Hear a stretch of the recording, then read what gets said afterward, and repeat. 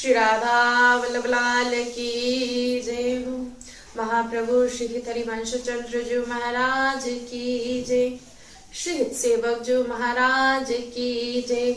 समस्त सहचरी वृंद की जय।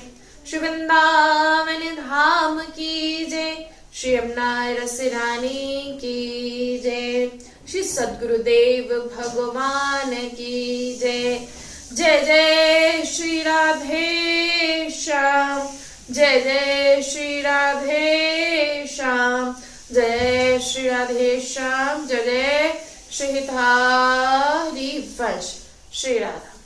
सभी को श्री धाम वृंदावन से जय श्री राधे। श्री लाडली जी की अपार कृपा सभी पर बनी रहे और सभी जन खूब नाम जप सभी जन करते रहे। तो बहुत ही सुंदर आज का भाव कि प्रभु का दर्शन कराने वाले दिव्य नेत्र नाम जप से प्राप्त होते हैं। कल सत्संग में भी आप सभी जनों ने श्रवण किया कि दिव्य वृंदावन का दर्शन उन्हीं को हो पाता है जिन्हें दिव्य नेत्र जब प्राप्त होते हैं। और ये दिव्य नेत्र कैसे प्राप्त होते हैं? तो केवल एकमात्र नाम जप से। और जैसा गुरुदेव बता रहे हैं, अगर उनके वचनों को अपने जीवन में एक साधक उतार ले, गुरुदेव के बताए हुए नियमों का पालन करे, तो उस साधक को दिव्य वृंदावन का दर्शन जो है प्राप्त होता है। बहुत ही सुंदर श्री धाम वृंदावन की महिमा आप सभी जन श्रवण कर रहे हैं। श्री ध्रुवदास जी कहते हैं, नहीं सो माता पिता नहीं, मित्र पुत्र को नाही, इनमें जो अंतर करे, बसत वृंदावन माही। कि नाते जेते जगत के, ते सब मिथ्या मानी, सत्य नित्य आनंदमय, वृंदावन पहचानी। बसी के वृंदा विपिन में, ऐसी मन में राख, प्राणत जो बनना तजो, कहू बात कहू लाख। चलत फिरत सुनियत यह, श्री राधा वल्लभ लाल, ऐसे वृंदा विपिन में, बसत रहो सब काल। बसी वो वृंदा विपिन को, यह मन में धर ले हो, कि जो ऐसे नेम दृढ़, यारज में परिदेह। खंड खंड है जाए तन, अंग अंग सत चूक, वृंदावन नहीं छाड़िए, छाड़ी वो है बड़ी चूक। श्री ध्रुवदास जी कहते हैं कि नहीं सो माता पिता नहीं, मित्र पौत्र कहु नाही। वह माता माता नहीं, पिता पिता नहीं, मित्र और पुत्र भी कोई अपने नहीं है, जो श्री वृंदावन वास करने में अंतराय उत्पन्न करते हैं। बोले कोई भी आपके अपने नहीं। अगर माता बोले, वैसे बहुत कड़वी बात है लेकिन ये सत्य है। जो भी कह रहे कोई भी हो, बोले बिल्कुल कोई भी हो, जो हमारे वृंदावन धाम में वास करने में जो अंतराय उत्पन्न करे, बोले उन जैसा शत्रु कोई और नहीं हो सकता, उनसे बड़ा शत्रु कोई और नहीं हो सकता। जगत के जितने भी नाते हैं, सबको मिथ्या मानकर सत्य नित्य और आनंदमय वृंदावन को पहचानना चाहिए। श्री वृंदावन में वास करके मन में ऐसी दृढ़ता रखिए कि कोई लाख बात क्यों ना कहे, कोई लाख बार क्यों ना समझाए, मैं प्राण तो त्याग दूंगा, लेकिन मैं वृंदावन वास का परित्याग नहीं करूंगा। शरीर के निज जन कहे कि हम तुम्हारे बिना नहीं रह सकते, तुम वृंदावन मत जाओ, तो उनसे कहिए आप भी वृंदावन आ जाइए। वहां व्यवस्था कैसे होगी? श्री जी हैं, सबकी व्यवस्था करने वाली श्री जी हैं।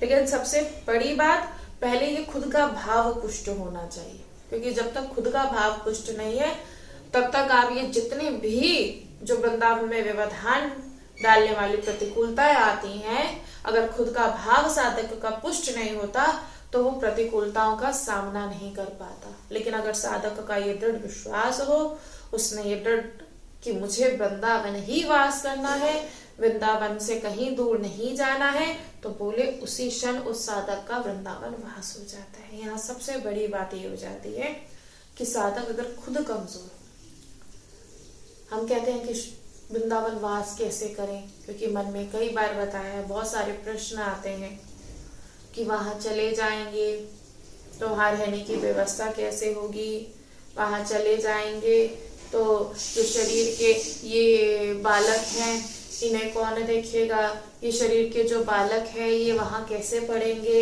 वहां तो यहाँ तो हम इतने जनों को जानते हैं, वहां हम किसी को नहीं जानते, तो हम वहां कैसे रहेंगे। तो यही बात, अनजान जगह है ना, ऐसे बहुत सारे प्रश्न आते हैं। तो ये उन्हीं के मन में प्रश्न आते हैं जिन्हें अपनी श्री जी पर विश्वास नहीं। जिन्हें श्री जी पर विश्वास होता है उनका कोई प्रश्न ही नहीं रह जाता। अगर उनसे कहा जाएगा कि वहां कहाँ रहोगे, कोई बात नहीं, कहीं व्यवस्था नहीं होगी, इतना बड़ा वृंदावन है, इतना बड़ा परिक्रमा मार्ग है, कहीं भी रह लेंगे। वहां पाओगे क्या, कोई वृंदावन में भूखा नहीं रहता, ये बात जीवन में सभी जन ध्यान रखो। वृंदावन में कोई भी भूखा नहीं रह सकता। बोले बिल्कुल नहीं रह सकता, बिल्कुल नहीं। आज से जब बाहर जब कुटिया बनी हुई थी, जो जन पुराने हैं, आते काफी समय से आ रहे हैं, तो बाहर जब कुटिया आप लोगों ने देखी होगी, जब सुरभि के लिए यही व्यवस्था कराई थी, तो जब बाहर जब जो जन पुराने हैं, जैसे अभी हमने कुछ 4 साल पहले का वीडियो भी शेयर भी किया था, आप लोगों ने देखा होगा। तो एक जना आए थे, तो वो बता रहे थे कि हमने वही संतों के मुख से श्रवण किया कि वृंदावन में कोई भूखा नहीं रह सकता। गुरुदेव के मुख से बता रहे थे कि आपके गुरुदेव के मुख से हमने श्रवण किया कि वृंदावन में कोई भूखा नहीं रह सकता। तो हमने कहा चलो आज हम इसकी जांच कर देखते हैं। तो बोले चुपचाप जाके हम अपनी कुटिया में सो गए और देखते हैं, है ना। चलो अगर बाहर होते, बाहर बैठ जाते तो वो तो बड़ी नॉर्मल सी बात है, बाहर बैठेंगे, कोई ना चलते फिरते कुछ ना कुछ तो प्रसादी मिल ही जाता है। बोले चुपचाप जाके हम अपनी कुटिया में बैठ गए, देखते हैं कि ये बात सत्य है या नहीं है, कि कोई वृंदावन में भूखा नहीं रहता। तो आज हम देखते हैं कि हम भूखे रहते या नहीं रहते। तो अब कह रहे हम चुपचाप लेट गए। अब चुपचाप लेट गए तो भूख, है ना, बड़ा भूख पर विजय प्राप्त करना बड़ा मुश्किल है ना। अब भूख सताए, अब सोचे या तो इस प्रण को छोड़ दें कि भूखे रहेंगे। फिर मन में आया नहीं नहीं, आज तो ये जांच करनी ही करनी है। तो बोले इतना मन में ये प्रश्नोत्तर चल ही रहे थे, तभी दरवाजे पर किसी ने दस्तक करी। अब दरवाजा खोला तो देखा जहाँ जिसमें वो रहते थे, तो वहां बहुत सारे जन जो है रहते थे। तो देखा कि मैया जो वहीं रहती थी, तो राधा वल्लभ लाल जो की जो प्रसाद जो वहां से डलिया मिलती है वो लेकर आई और बोली लाला कि मैंने तो पा लिया आज, है ना, इतना मुझसे नहीं पाया जाएगा। तो मन में श्री जी ने प्रेरित किया कि शायद आज लाला भूखा है तो तुम्हें दे दूं। कहते जब उन्होंने बताया कि जब वो डलिया आई और जब मैया ने ऐसा कहा ना कि श्री जी ने प्रेरित किया कि भाई लगता है आज लाला भूखा है, तो बोले हम इतना रोए कि बताओ हम किन की परीक्षा लेने चले हैं, इतना रोए। ये बात बिल्कुल सत्य है, उन्होंने अपने मुख से हमें ये बात बताई कि हमने गुरुदेव के मुख से ये बात सुनी थी। और सच में कई बार ऐसा हुआ, कई बार। आप अगर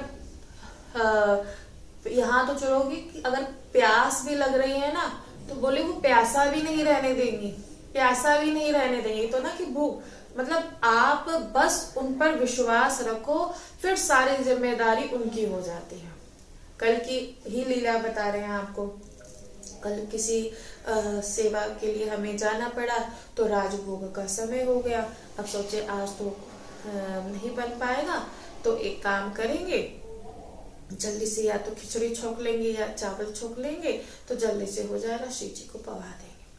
अभी इतना सोच ही रहे थे, अभी पहुंचे ही नहीं, कुटिया तक पहुंचे ही नहीं, तो एकदम से हमारे पास कॉल आया, मैया जी की आज बेटी का विवाह है, कि दीदी ऐसे ऐसे प्रसाद बना है तो हम आपको दे जाते हैं। तो हम सच में बड़ा मतलब हुआ कि देखो, है ना, कि सब आप उन पर विश्वास रखोगे, ये तो बहुत छोटी छोटी चीजें हैं, है ना, ये बहुत छोटी छोटी चीजें हैं। हर एक छोटी, जैसे एक माँ अपने बच्चे की इतनी सी बात का ध्यान रखती है, ठीक इसी प्रकार यहाँ हमारे जो श्री जी हैं, बोले हमारी पग पग पर यहाँ रक्षा करते हैं। आप किसी कहते हैं ना कि देखो, हम कभी, ये तो श्री जी की बहुत कृपा हुई कि बहुत सी लीलाएं श्रवण करने को मिली, लेकिन जब वो लीलाएं जीवन में हुई ना, तब इस जीवन में बहुत से परिवर्तन आए। जब लीलाएं एक श्रवण करना अलग बात है, लेकिन जब वो लीलाएं जीवन में हुई तो सच में हर पग पे कई बार ऐसी परिस्थितियां भी आई। एक बार तो ऐसी परिस्थिति थी कि बिल्कुल अकेले लग रहा था, बस अब तो कैसे होगा, जीवन निर्वाह कैसे होगा। लेकिन श्री जी इतनी दयालु, श्री जी इतनी कृपालु कि मतलब कोई शब्द ऐसे नहीं कि जो हम उनकी विशेषताओं को बता पाए, कोई ऐसा शब्द ही नहीं।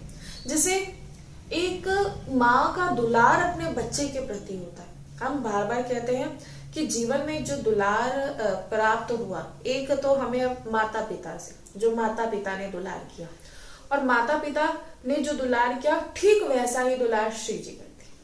एक बार को माता पिता है ना, देखो शरीर है ना, तो उनको नहीं पता कि क्या अच्छा हो सकता है, क्या बुरा, वो कई बार विचार करते हैं, तो इन्हें तो सब कुछ पता।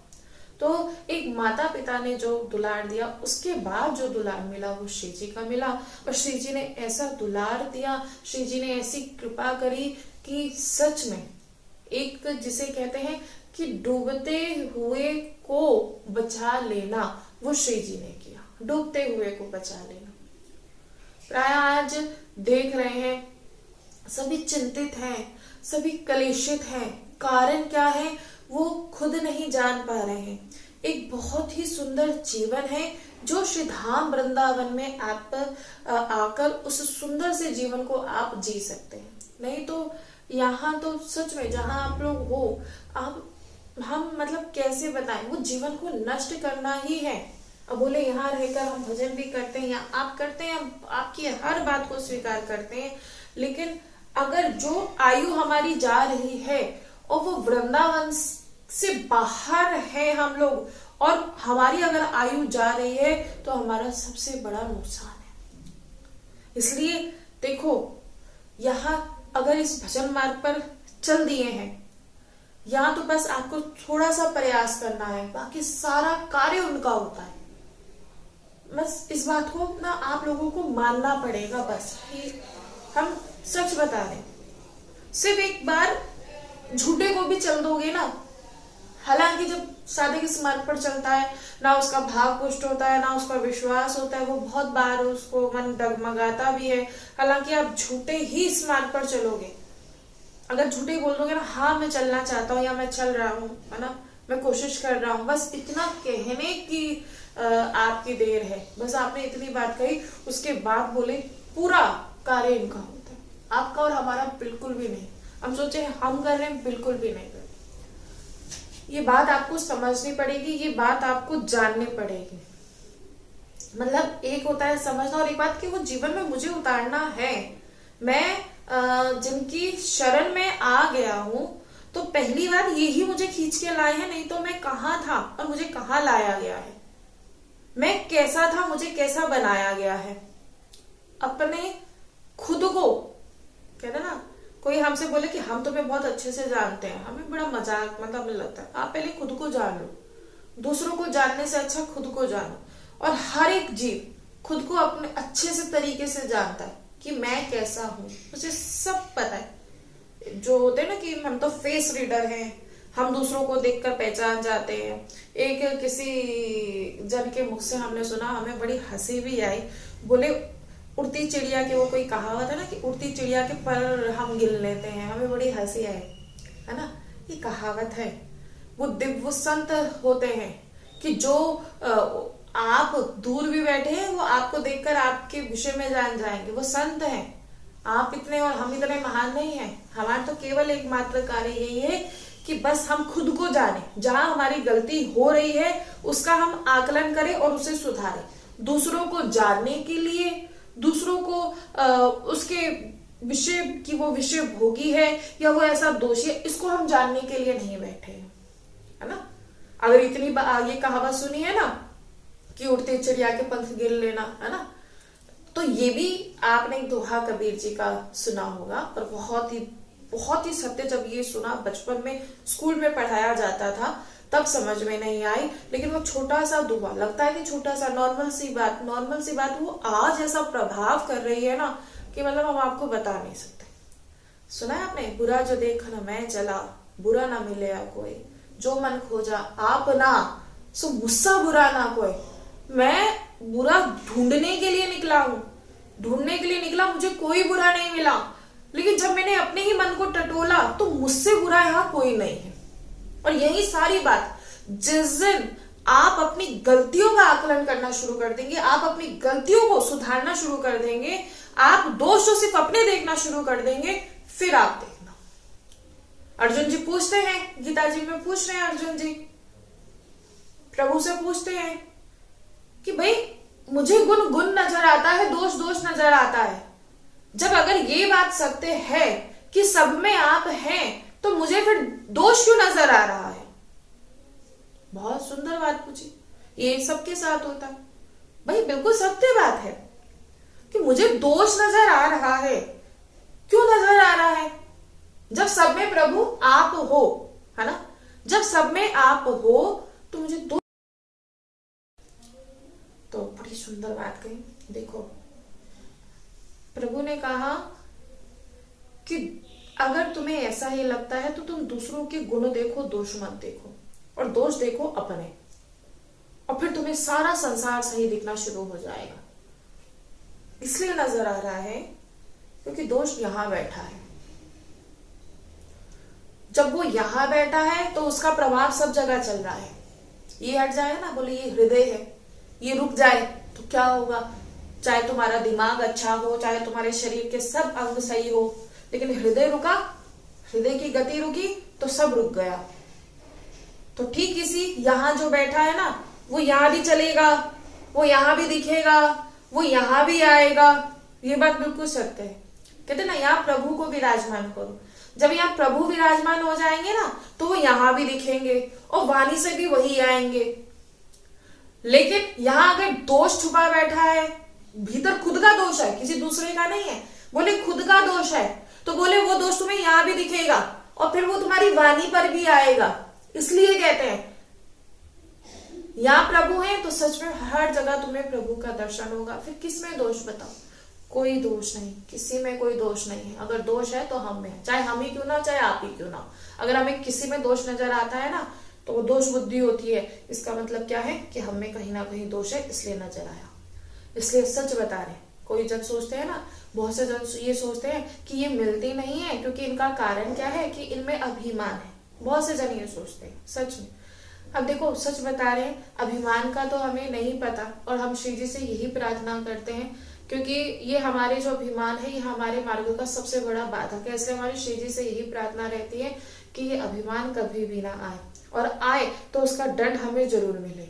और ये दोष बुद्धि से बचने के लिए कहीं ना कहीं जो ये मिलना है, आप लोगों से जो मिलना है, ये हम बहुत कम रखते हैं।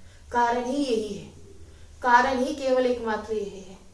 ये जो रहने की व्यवस्था है, ये जो आप लोगों से कम मिलना है, उसका कारण ही यही है कि कहीं दोष बुद्धि उत्पन्न ना हो जाए, है ना। और जहां दोष बुद्धि उत्पन्न हुई तो भाई कहीं ना कहीं यहाँ भी था। इसलिए प्रयास यही होता है, क्योंकि एकांत में अगर लड़ना होता है ना, एकांत में लड़ लो।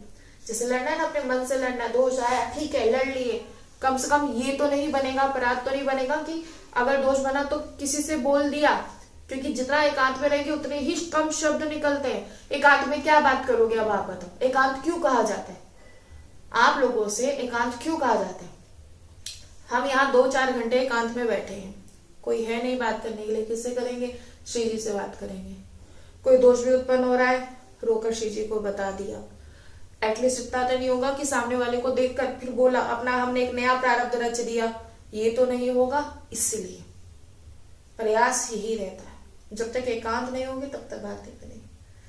देखो जितनी भी चर्चा होती है, देखो ईमानदारी से, अगर आपको लग रहा है कि दीदी गलत कह रही हैं तो आप अभी बोलिएगा कि नहीं दीदी आप गलत कह रहे हो। हम किसी का संग करते हैं, किसी के साथ थोड़ी देर के लिए बैठते हैं तो श्री जी की चर्चा सिर्फ थोड़ी देर चलेगी, उसके बाद कहीं ना कहीं दूसरी अन्यत्र चर्चा शुरू हो जाती है ना। पहले क्या होता था, पहले कोई भी जन आते थे, हम घंटों घंटों बैठ जाते थे। अपनी बात बता रहे हैं हम आपको, पहले कोई भी जन आते थे, हम घंटों बैठे हैं, किसी भी समय आओ कोई दिक्कत नहीं, किसी भी समय आओ। एक जन एक दिन आए तो मतलब कहते हैं श्री जी कोई ना कोई लीला करती है। एक जन आए तो 2 से 2.5 घंटे बैठकर चर्चा चलती रही। तो उनके जाने के बाद हमारा मन बहुत जला, मन को इतनी जलन हुई बहुत ज्यादा। अब वो मन जला तो चिड़चिड़ाहट और अजीब सी बेचैनी। अब हम सोच रहे कि हमसे गलती कहाँ हुई, आज जो ये भाव बिगड़ा है ये गलती कहाँ हुई, आज तो कुछ गलती हुई है। तब फिर वही एकांत में फिर वो प्रश्न का उत्तर मिला कि इतनी देर सिर्फ श्री जी की चर्चा थोड़ी देर, उसके बाद पूरी चर्चा करने की क्या आवश्यकता थी। तब से हमने कहा हाँ ये बात बिल्कुल सत्य। एकांत में जब होते हैं ना तो अपने प्रश्नों के उत्तर भी मिलते हैं, ये बात सभी ध्यान रखना। जब बहुत सारे में घिरे होते हैं ना तो कहीं ना कहीं कोई पर चर्चा कर रहा है, कोई विषयों की चर्चा कर रहा है, कोई किसी की निंदा कर रहा है, बिल्कुल भी नहीं। इसलिए कभी ये मत लाना, हमें लगेगा हम साफ। अभी कुछ आते हैं बिल्कुल कई बार ये जैसे आपके मतलब बाबा भी हंसते हैं कि देखो ये आए तो पूछते दीदी कोई दूसरी चर्चा। एक दिन एक जन आए, उन्होंने पूछा कि आप यहाँ कैसे आई, ऐसे हो। तो हमने कहा भैया इतनी बार बता चुके हैं, जाके देखो। अगर श्री जी की चर्चा है, आप कहाँ से आई, आपका विवाह हुआ, आपके बच्चे हुए, या ये हुआ वो हुआ। हमने कहा इतनी दूर से क्या ये जानने के लिए आए थे, है ना। हमारे बारे में मत जानो, श्री जी के बारे में जानो। श्री जी की चर्चा करनी है तो हम आपके साथ घंटों भी बैठ जाएंगे, लेकिन अगर आप इस शरीर के विषय में चर्चा करेंगे तो नहीं, है ना। और ज्यादा जानकारी चाहिए तो ज्यादा जानकारी चाहिए, जाओ कितना हुआ है 2-4 इंटरव्यू उसमें जाके देख लो, सारा बता दिया। अब बार बार थोड़ा ना फिर वो हमारा अभिमान पुष्ट होता है, हम आपको सच बताएं। हमें कई बार ऐसा लगता है हम बताएं ना, देखो हम वहां से आए, ऐसा था ऐसा नहीं, कुछ नहीं पता होता। कोई बोले ना मैं तो इंद्रियों पर विजय प्राप्त कर चुका हूँ, मैं अपने मन पर विजय प्राप्त कर चुका हूँ, बिल्कुल भी नहीं। इस मन को कहते 100 बार भी डंडे मारो ना, ये जाके द्वार पर ही खड़ा रहता है, और इसे जरा सा बस पुचकारने की दे रहा है, फिर से दौड़ा, फिर से अपनी चाल चलता है। जैसे कुत्ते को डांटोगे ना, कुत्ते को डांटोगे लेकिन वो ऐसे ही देखता रहेगा, लेकिन आप उसको पुचकारोगे, चाहे आपने उसको कितनी बार मारो, वो दुम हिलाता हुआ आ जाएगा। तो बोले ठीक ऐसा मन है, ठीक ऐसा मन है। इसलिए सभी को समझना चाहिए, सभी को समझना चाहिए। अगर तुम चाहते हो, है ना, कि मुझे दिव्य वृंदावन का दर्शन हो या प्रभु का दर्शन हो, तो बोले उसके लिए सबसे जो जरूरी है वो है एकांत। आगे कह रहे हैं, हे प्राणी चलत फिरत सुनियत यह श्री राधा वल्लभ लाल, ऐसे वृंदा विपिन में बसत रहो सब काल। कह रहे हैं कि जहां चलते फिरते श्री राधा वल्लभ लाल के मधुर नामों का श्रवण होता रहता है, तो ऐसे हितमय वृंदा विपिन में तो सदा सर्वदा निवास कर। वृंदावन वास के लिए मन में दृढ़ धारणा रख और दृढ़ नियम धारण कर कि इस वृंदावन के पावन रज में ही मुझे देह विलीन करना है, इसी ब्रज रज में, है ना, मुझे मिल जाना है। सभी जन यहाँ आते हैं, किस लिए आते हैं? इसी ब्रज रज में मिलने के लिए, है ना। राधा वल्लभ लाल जी में जैसे बाबा वो कई बोल देते थे ना उनसे कि हम बरसाना जा रहे हैं, यहाँ जा रहे हैं, उनको समय नहीं होता था कि वो वृंदावन से बाहर जाए। हालांकि ब्रज क्षेत्र में ही है, लेकिन वो जाते ही नहीं थे, ऐसे कितने ऐसे जन है, कितने ऐसे जन। अब बोले इनकी दिनचर्या क्या है ना, दिनचर्या ये है, सुबह सत्संग श्रवण करने जाएंगे, परिक्रमा लगाएंगे, राधा वल्लभ लाल जी का दर्शन करेंगे, यमुना जी पर जाके नित्यवाणी पाठ करेंगे, हो गया। आए खुशी जी के लिए बनाया, भोग बनाया, उसके बाद अपना फिर आनंदित। समय ही नहीं होता। आपको जन कहते हैं ना कि मन हमारा बड़ा भागता है, तो मन उसका भागता है जो जिसके पास समय होता है, उसी का तो मन भागेगा ना, जिसके पास समय होता है। अब तुम्हारे पास अगर समय ही ना हो तो तुम्हारा मन कैसे भागेगा, बताओ भाई। मन को लगा के रखो, है ना, मन को इसे कार्य में लगा कर रखो। अब कार्य क्या है, चल अब तू सत्संग सुन, अब ये सत्संग सुन रहा है, चल जाकर नाम जप कर, अब तुझे नाम जप करना है। श्री जी की सेवा कर, श्री जी के लिए सेवा करना है। श्री जी के लिए रसोई बना, श्री जी के लिए रसोई कर रहा है।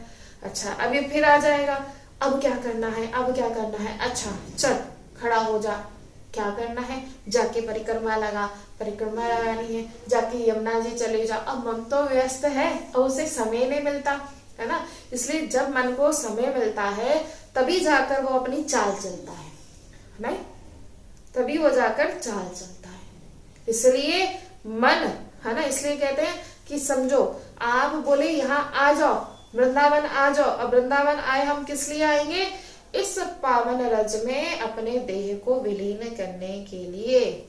बोले ये जो शरीर के टुकड़े टुकड़े हो जाए, इसका प्रत्येक अंग शत शत प्रकार से खंड विखंड ही क्यों ना हो जाए, लेकिन वृंदावन का त्याग नहीं करना है। क्योंकि अगर वृंदावन का त्याग करा तो ये जीवन की सबसे बड़ी भूल होगी, जीवन की सबसे बड़ी भूल होगी। इसलिए कभी भी वृंदावन का त्याग नहीं, कभी भी नहीं। अब जो कर रहा है बोले वृंदावन का त्याग, फिर तो उसका मतलब बोलते हैं ना कि उसे बहुत बड़ी उसकी लॉटरी लगी और उसने खुद उस टिकट को फाड़ दिया। किसी की लॉटरी लगती है ना तो उसमें नंबर लिखा होता है ना, तो बोले अब उसे पता लग गया मेरी इतनी बड़ी लॉटरी लगी, है ना। जैसे वो उस मूर्ख की तुलना ऐसे होगी, उस मूर्ख की तुलना, जैसे उसकी 5 करोड़ की लॉटरी लगी और वो टिकट था, उसे पता भी है लग गई, अब उसने वो फाड़ दिया तो उसे मूर्ख ही कहा जाएगा ना। तो ठीक इसी प्रकार जिसे वृंदावन वास मिल गया, अब वो सोचे कि मैं तो ये तो सामान्य सा है वृंदावन वास, नहीं, ये तो जैसे और हमारे दिल्ली, कलकत्ता, बॉम्बे है, ऐसे ये जगह है ना। तो इसमें यहाँ अंतर ही क्या है, कह रहे वो मूर्ख ही है। और इसे छोड़कर अगर वो चले गया तो जैसे एक लौकिक होता है ना कि जिसने लॉटरी का टिकट फाड़ के फेंक दिया, तो ठीक वो भी ऐसा ही है, उसने भी ऐसा ही किया। आगे कह रहे हैं, पटतर वृंदा विपिन की कही दो दीजे काही, जिही रज की ध्रुव रेणु में मरी बहु मंगल आही। कि वृंदावन की जो उपमा है वो किससे दी जाए, बोले जिसकी भूमि में मृत्यु भी मंगलमयी है। यहाँ मृत्यु भी क्या है, तुम्हारी मंगलमयी है। बोले वृंदावन के गुणों को सुनो, प्रेम पूर्वक इसकी रज में लौटो, और इस सुख की क्षमता शत कोटि मुक्तियां भी नहीं कर सकती, है ना। मुक्ति कहे गोपाल से मेरी मुक्ति बताए, है ना, ऐसा ही कुछ। ब्रज रज मस्तक पर लगे तो मुक्ति मुक्त हो जाए, ऐसा ही है ना। कि जो ये ब्रज रज है कह रहे यहाँ जिसे बहुत से जन, हम एक जन के साथ हमारा जाना हुआ, तो उन्होंने गाड़ी का शीशा जल्दी जल्दी बंद कर लिया। अब हमने कहा क्यों भाई गाड़ी का शीशा, तो बोले हमें ना मिट्टी से एलर्जी होती है। अब उन्होंने बोला मिट्टी से एलर्जी होती है, सच में इतना कष्ट हुआ कि बता नहीं सकते, है ना। कि वृंदावन की रज को आप सामान्य मिट्टी समझ रहे हैं और यहाँ से आपको एलर्जी हो रही है। यहाँ तो आके पता नहीं कितनी बड़ी बड़ी एलर्जियां ठीक हो जाती हैं, यहाँ आकर कितनी बड़ी बड़ी एलर्जियां ठीक हो जाती हैं। हम आपको अपना जो है एक अगर पुराना फोटो अगर मिले, है ना, तो जो विवाह से पहले का एक फोटो आप सभी को अगर मिलेगा तो हम आप लोगों को दिखाएंगे। माता जी के पास होगा, उनसे लेकर एक बार आपको ग्रुप में शेयर करके दिखाएंगे। तो सच बता रहे हैं, तो पुराना फोटो जो वृंदावन आए थे तब का आपको शेयर कर देंगे, यहाँ होगा, देख लेंगे, मिलेगा अगर फोन में। तो जो जैसे था ना, ये मतलब ये माथा और जैसे ये चेहरा, ये मतलब बहुत ही जिसे कहते हैं काला जिसे कहते हैं। और सच बता रहे हैं, आज ही ग्रुप में फोटो शेयर करके दिखाएंगे या स्टेटस में आप लोग देख लेना। तो एकदम जिसे कहते हैं काला, सच में। और पहले तो ये बहुत शौकीन भी थे, ऐसी बात नहीं शौकीन नहीं थे, पहले बहुत शौकीन थे कि इस चमड़ी को सुंदर बनाने के लिए बहुत बहुत से प्रयत्न भी होते थे, प्रयास भी, ब्यूटी प्रोडक्ट्स भी बहुत ज्यादा यूज किए जाते थे। कोई झूठ नहीं, जो सच है वो बताएंगे, है ना। तो बहुत प्रयास किए जाते, तो इतना इतना काला, बहुत ही मतलब चेहरा काला जिसे कहते हैं, बहुत ही काला। तो अब ब्रजराज गुरु जी का जैसे दर्शन प्राप्त हुआ, फिर तो देखो कुछ ध्यान ही नहीं रहता ना, मतलब गुरु जी का दर्शन, परिक्रमा, ब्रजराज, रज तो हटता ही नहीं श्री जी की कृपा से, रज, है ना। तो और अब देखो बिल्कुल भी आप हंस रहे थे कि अब कोई मतलब ऐसा कुछ नहीं करना पड़ता, है ना। पहले तो होता था कि ये भी करना है, ऐसा वो भी करना है, ब्यूटी प्रोडक्ट्स यूज करने हैं, है ना। पता नहीं कितने तो ब्यूटी प्रोडक्ट्स यूज किए जाते थे, बड़े शौकीन थे। यहाँ तक कि इतने शौकीन थे कि जो पोशाक जैसे जो भी ड्रेस पहनना उसके साथ का मैचिंग बड़ा होता था। माता जी बड़ी होती थी कि देखो कैसे मतलब ये है, सच बता रहे हैं आपको। और देखो आज देखो, है ना, कल ही क्या हुआ, कुछ जन आए थे, मतलब कोई नातेदार जिसे कहते हैं, पुराने नातेदार थे, वो लोग आए। अब उन्होंने देखा, अब जैसा कुछ ध्यान ही नहीं रहता, तो बोले कैसे आप रहते हो, हमने कहा हमें तो वैसा ही अच्छा लगता। तो अब देखो ये ब्रज रज लगाना शुरू किया ना, तो एक अलग ही चेहरे का जो मतलब अलग ही चेहरा हो जाता है। अगर ब्रज रज ना लगाना तो ऐसा लगता है कि बिल्कुल सूना सूना जिसे कहते हैं। मतलब ब्रज रज की इतनी महिमा है, हम सच बता रहे हैं आपको। इसलिए देखो कभी तिलक नहीं हटता, क्योंकि तिलक क्या है कि अगर तिलक हटा दे ना, जैसे कभी अभी नहीं लगा पाए, वैसे तो ऐसा कभी भी नहीं होता। लेकिन अगर किसी कभी आप ये बिना तिलक के आप देख लोगे ना, मस्तक देख लोगे, बिना तिलक के आप ये मुख देखोगे तो आपको बहुत अजीब लगेगा, बहुत ही अजीब, जैसे कि चेहरे का तेज जिसे कहते हैं कि वो चले गया, बिना कि अगर तिलक ना लगाओ। और इसी ब्रज रज को कहते हैं कि ये सामान्य से मिट्टी समझते हो, भैया आप लगाकर देखो, सच में आप लगाकर देखो, ब्रज रज लगाओ और फिर देखो, कहते आप बहुत सुंदर, सच में नाम जपो, ब्रज रज लगाओ, एटलीस्ट तुम्हारे जो ब्यूटी प्रोडक्ट्स में इतने पैसे खर्च करते हो वो बच जाएंगे। सच बता रहे, है ना। सुंदर बनने के लिए जो प्रयास किए जाते हैं ना, बोले क्या करना है, केवल नाम जप, राधा राधा राधा राधा राधा, केवल नाम जप, केवल नाम जप करते हो, नाम जप करो, ब्रज रज लगाओ और फिर उसमें देखो, फिर उसके बाद आप देख लो। और यहाँ तो कहते देखो क्या कह रहे कि ये जो वृंदावन है ना, बोले कि यहाँ शरीर कहते अंग इसके कहते नष्ट क्यों ना हो जाए, कैसा भी कष्ट क्यों ना आए, लेकिन कहते वृंदावन को कभी मत छोड़ो। क्योंकि कहते जो ये वृंदावन का वैभव का दर्शन करके ना, जो इंद्र है, शिव, भगवान शिव और ब्रह्मा भी चकित है, कि तब इनसे बोले कि वो जब इनको देख के चकित है वृंदावन धाम को देखकर, तो बोले जो वृंदावन के मर्म को, कौन ऐसा बड़ा है जो वृंदावन के मर्म को जान पाएगा, जहां ये खुद ही नहीं जान पा रहे।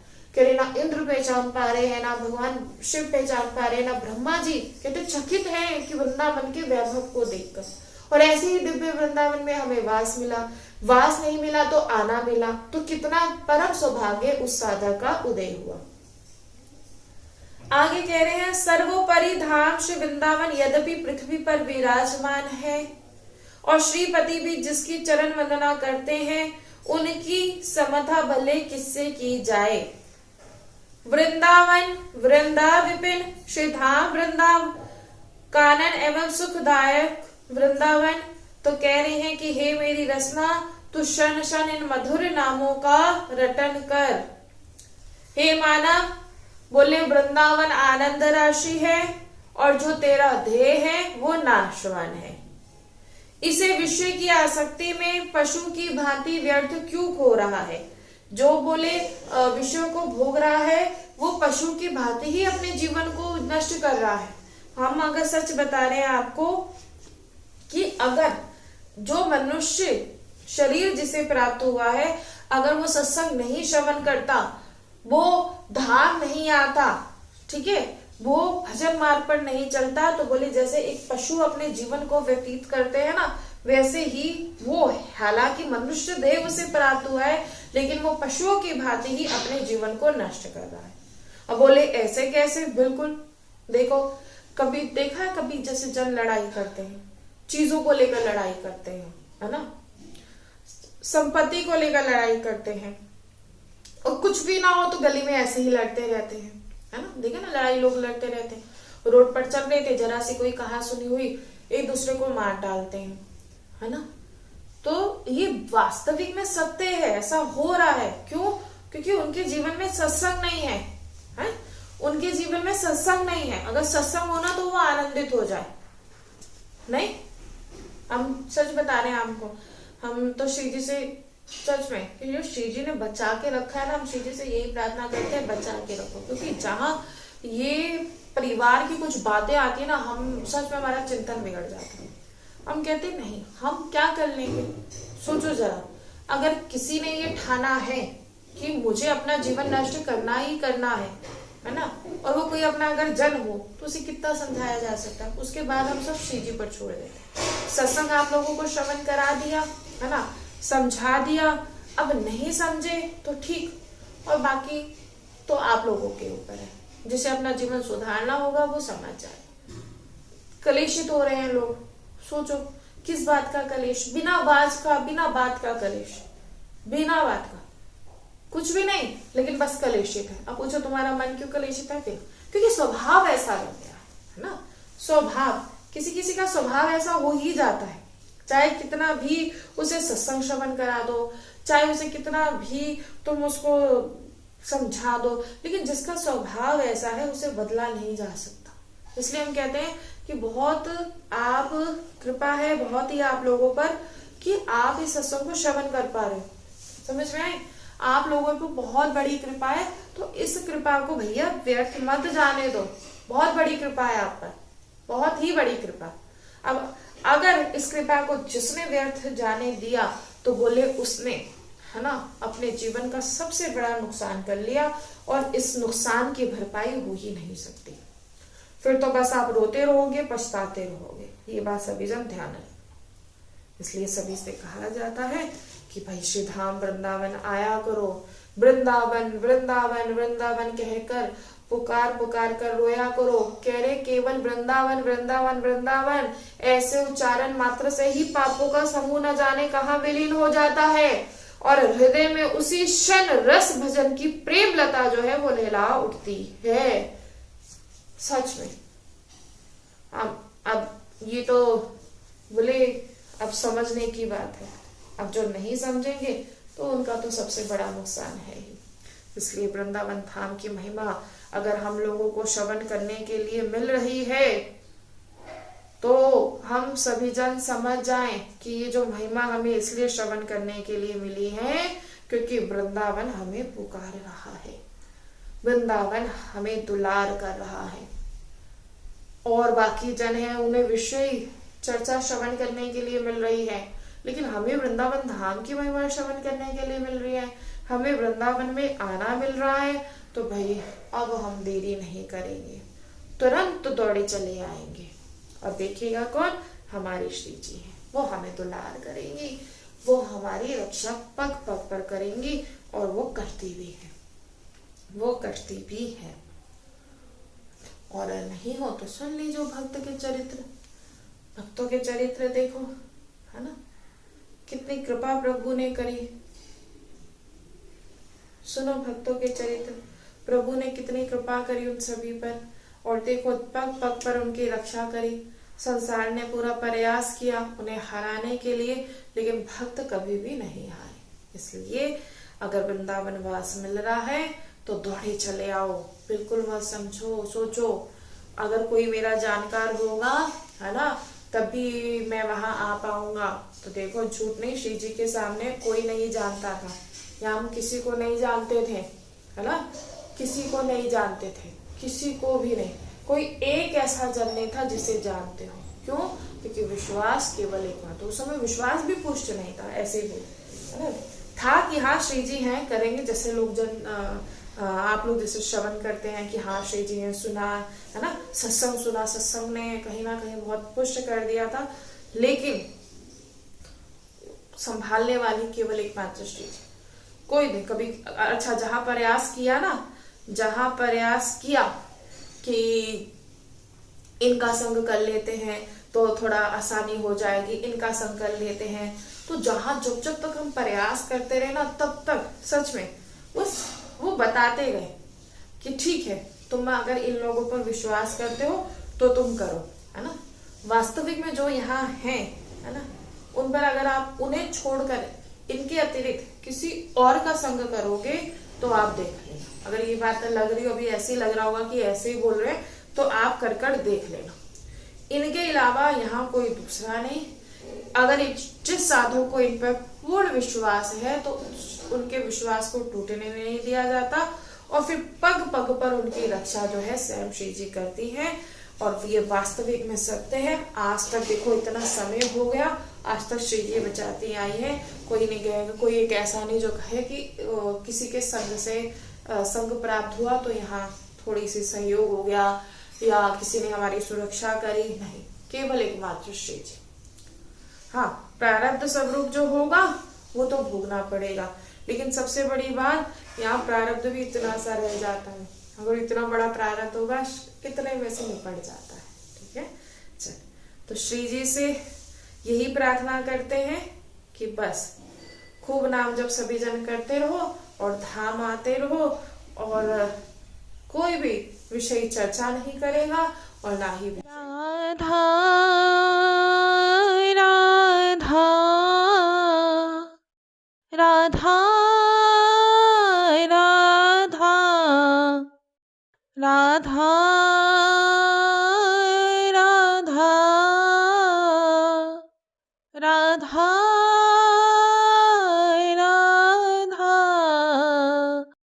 राधा राधा राधा राधा श्री